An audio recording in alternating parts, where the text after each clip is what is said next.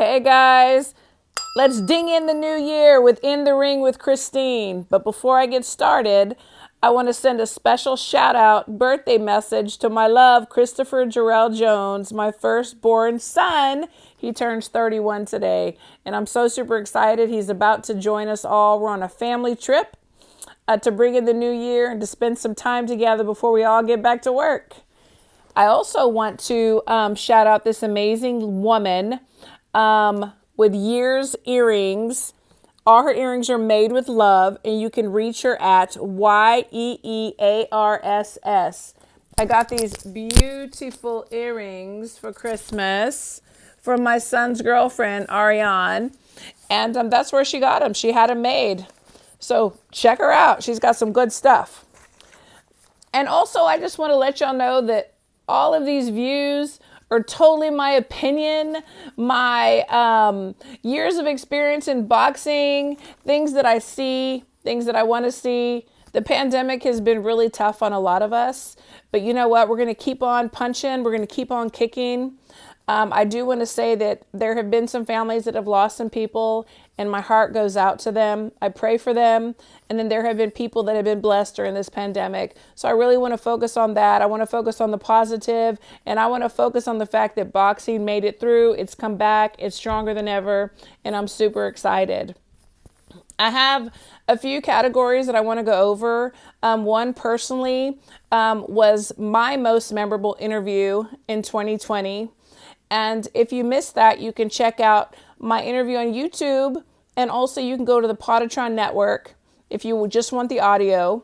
But my most memorable and heartfelt interview to date was with Michelle Phelps.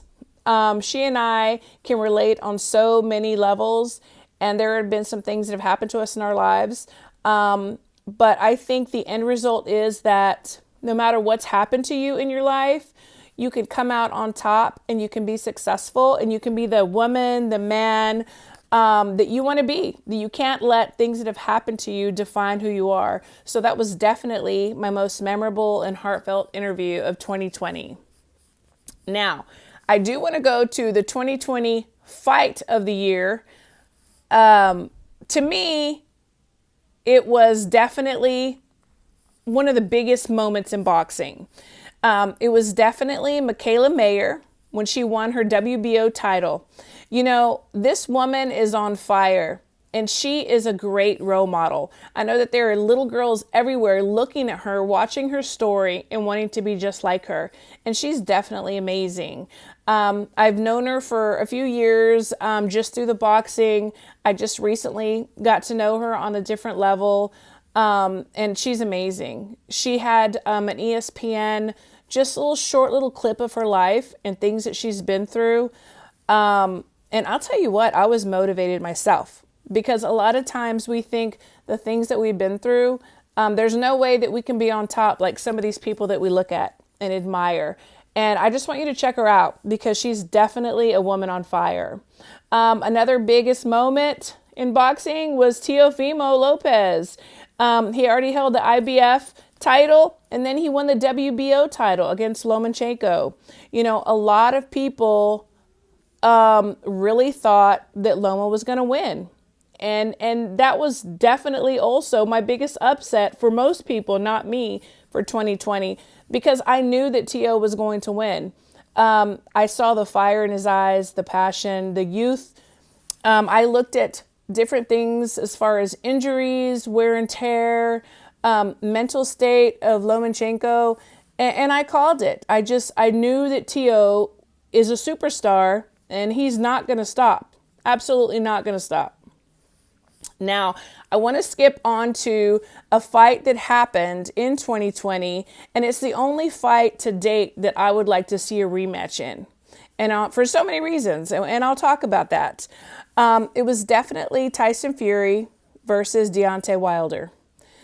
Tyson Fury definitely won that fight. Deontay, he hasn't fought. It's been a year, right about a year since he's gotten in the ring again. There were a lot of accusations, stipulations, excuses, whatever you want to call it. And I think that I would like 2021 to be a year where there's no more of that at all. Like leave it in 2020 and then get back in the ring. I'm not sure that Tyson Fury wants to fight him again. I mean, really, he doesn't have to. But me personally, I would like to see that fight again. I want to see, as far as Deontay Wilder is concerned, I want to see him mentally healthy, physically healthy, with no excuses, with nothing. And I want to see that rematch. But that's just me.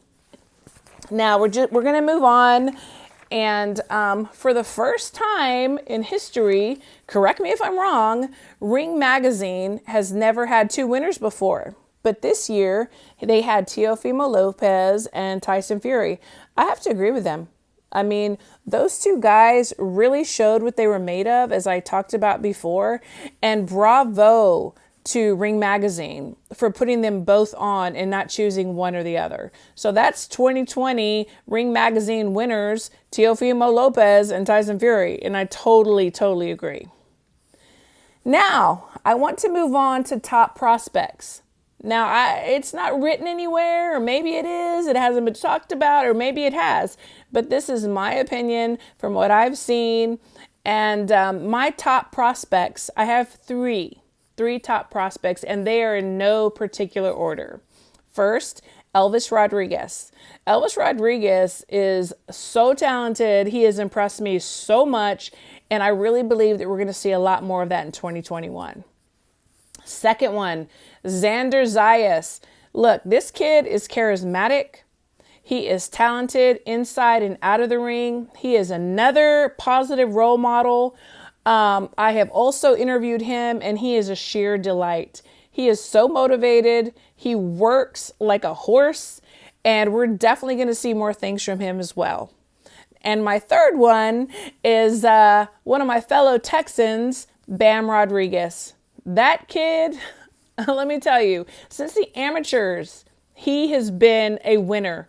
He has been hungry. He's young. He's fighting the right guys. He's definitely on his way to a world title. So watch out for him.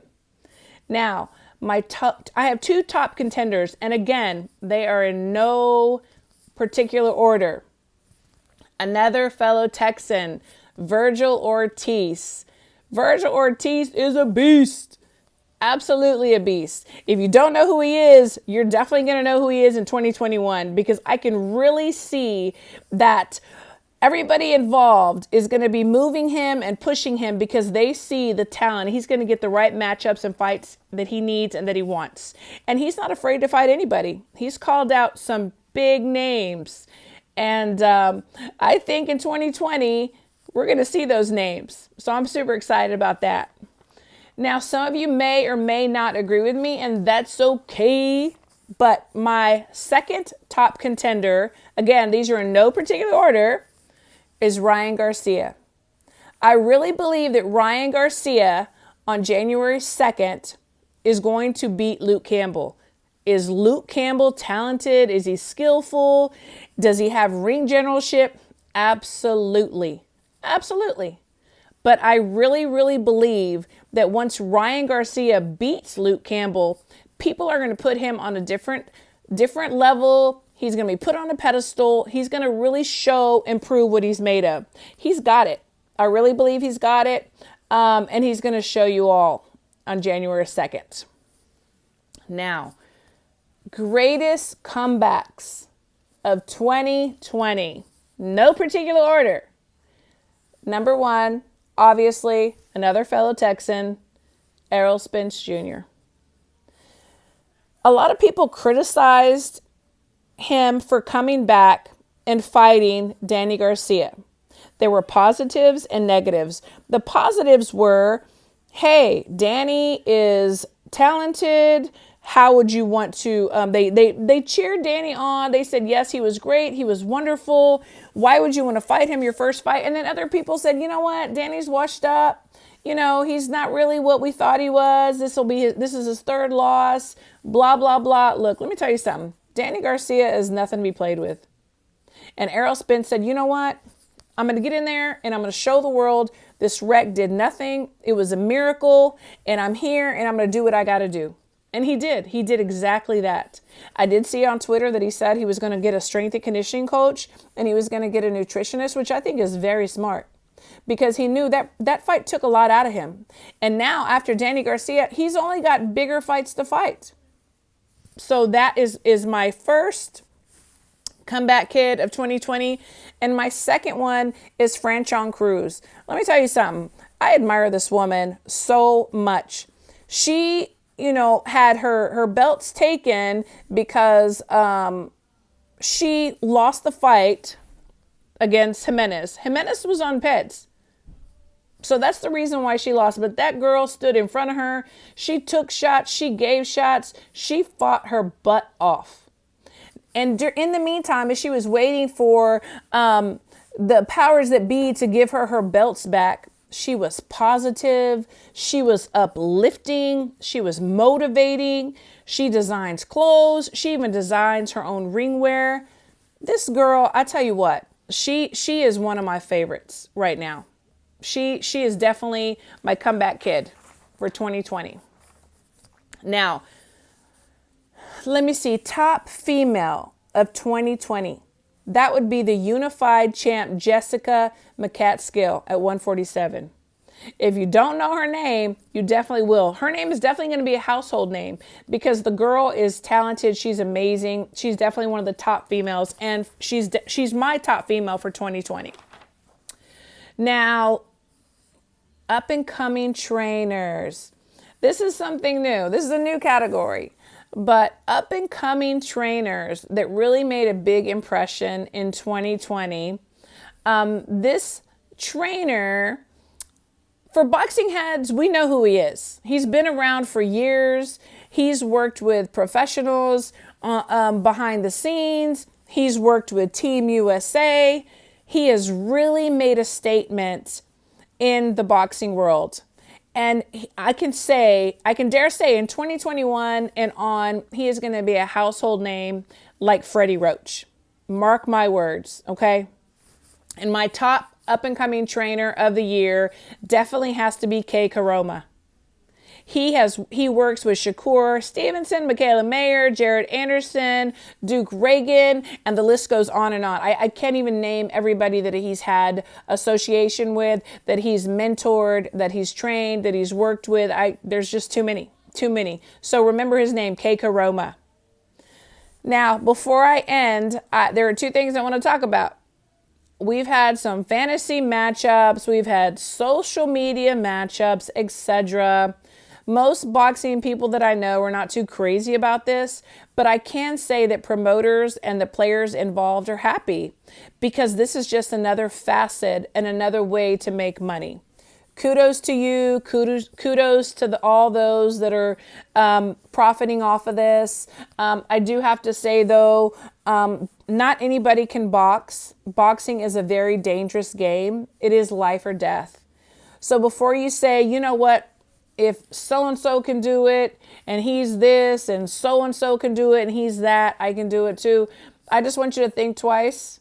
I want you to get your butt in the gym. I want you to talk to some real boxing people before you do that because it's no game. You can't play boxing. Now, my top pound for pound list. Some may argue, some may not. It's okay. So, no particular order again. But my 3 top pound for pound, and yes, I have 3, are Canelo Alvarez, Terrence Bud Crawford, and Tyson Fury. That's all I got to say. I got to get back to the party. I got to bring in 2021. I've got to get ready for my son to come and join us so we can celebrate his birthday as well. I will see you soon, guys. Love to love you.